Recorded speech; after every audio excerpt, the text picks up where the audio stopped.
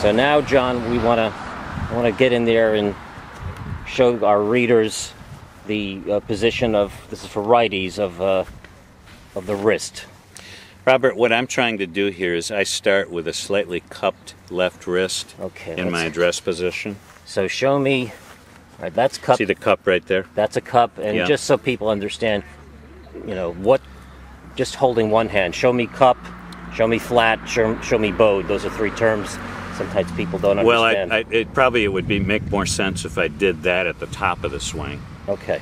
Cupped up here would be very much a concave wrist position. Okay. Flat would be exactly what it sounds like. Okay. Flat left wrist. Right. Bowed would be a little bit like you see with Dustin Johnson now. Okay. So the wrist would actually be bent outward at the top. So at address, what are you doing with the... I'm trying to have a cupped left wrist, and I do that by having a nice normal, natural, neutral grip for me.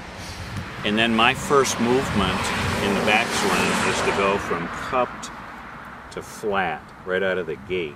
Okay. This puts my club head in a position that many conventional instructors would say would be closed.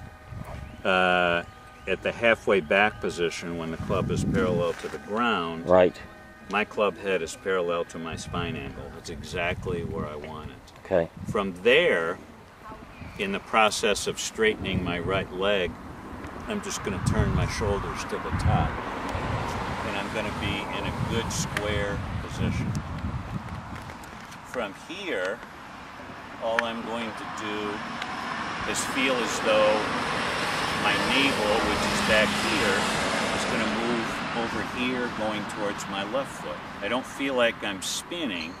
Mike Austin felt like the golf swing should be more of a Ferris wheel than a merry-go-round. He wanted up, down, under, and up. And that's what I'm trying to do. When we do that properly, the club head is on the target line for maybe a little bit longer. Right. But there's no forearm rotation, which is going to cause golf balls to go in some peculiar directions if our timing is not good. And that conventional swing that most, good players use, where you do have that forearm rotation, that requires this timing, that requires a little bit of talent. Talent, eye-hand coordination, and you've got to hit a lot of golf balls. Right. So therefore, this golf swing, which minimizes the forearm rotation, might be a better bet for the recreational player who can't hit 1,000 golf balls every day. Hey, I couldn't put it any better. It's a low maintenance golf swing, not predicated so much on timing, and for the average higher handicapper, it's just so much easier to hit the golf ball straight and more powerfully once they get the feel of the body motion involved. John, let's show the viewers that first the conventional swing with the forearm rotation. Okay. Maybe we can do that kind of in slow motion. Yeah, why don't we do that, maybe looking down the line. Okay.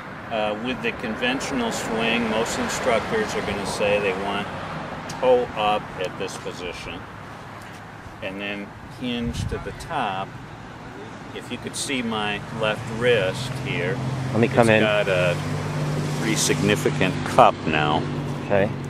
So from here, it's also got a pretty significant watch, but that's a different story. Every bit of $20. Okay. From here, I'm going to have to roll the forearms back the same amount that I rolled them going back to get back to a square club face. Okay. So we're talking timing here. So John, take that up again to the top, please. Okay. And now slow motion, show them how you have to roll your forearms. Got it. I've rolled them going back, and now I've got to roll them back an equal amount. Right. Get the club face perpendicular to the target line and impact. Right. And in the conventional swing, I'm going to continue to rotate them in this direction. Okay. Now that was that swing. Let's see how we do it with with your swing? With the Austin swing, as I mentioned before, Robert, we start with a cupped left wrist. I immediately go to flat, which puts my club head parallel to my spine angle in this halfway back position. That's exactly where I want it. Okay. And then I'm straightening my right leg and I'm turning my shoulder. So I get into a good position. I'm right on plane. Yep. As I swing down, again, I feel as though my navel is going to go towards my left foot. And in the process of doing that, I'm straightening the front leg. Okay.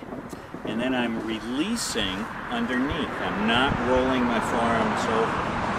I feel as though my right hand is coming between my left hand and the golf ball. It's not rolling over, it's releasing underneath like this.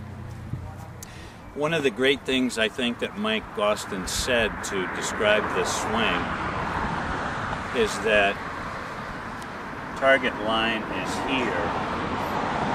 Club head stays on the target line side of the shaft, basically all the way through the golf swing.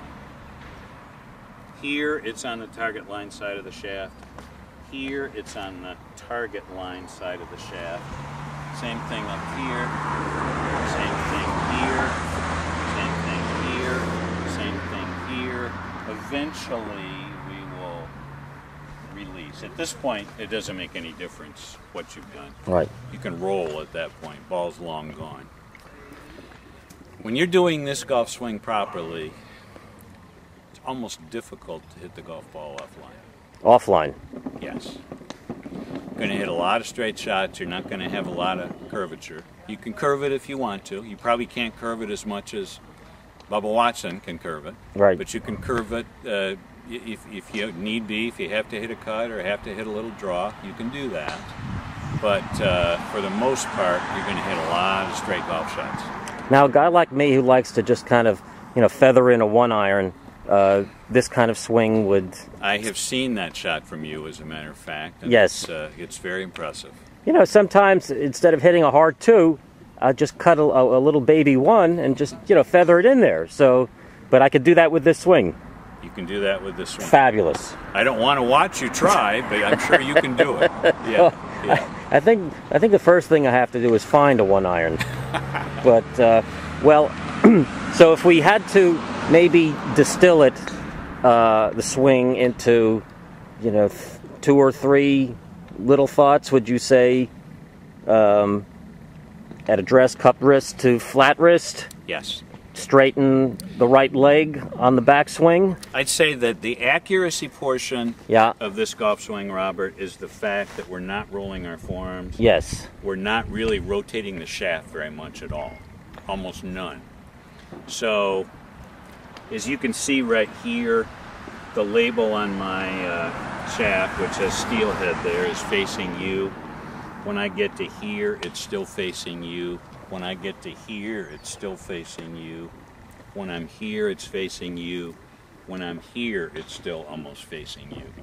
Shaft is just not rotating. So if the shaft isn't rotating, the head is not rotating. And the less we rotate, all things being equal, the straighter we're going to hit the golf ball. Excellent. Well, John, thank you. And if folks out there want to take these little tidbits and then run with them with some instruction, where can they get in touch with you? Well, I teach at Steel Canyon Golf Club in Atlanta, and I can be reached at 770-436-2643, or better still, people can go to my website and check me out at jmlongdrive.com. As I mentioned, I competed in long drive for a number of years and had a lot of fun doing that. Getting too old for it now, but still have fun.